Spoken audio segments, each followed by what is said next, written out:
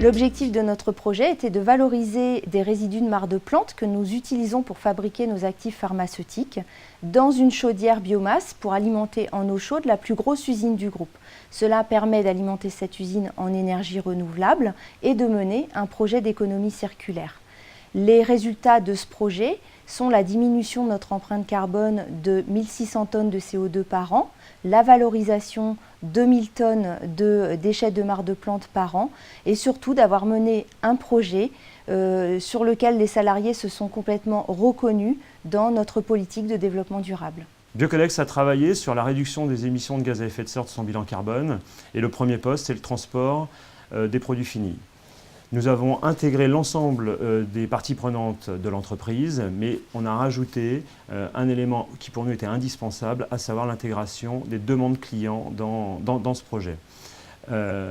Nous avons mesuré la performance globale de notre démarche sur la quantité de CO2 émise par boîte expédiée. Et en 3 ans, nous avons réussi à la réduire de 21%, ce qui est pour nous un résultat extrêmement satisfaisant que l'on va continuer à faire dans les années qui viennent.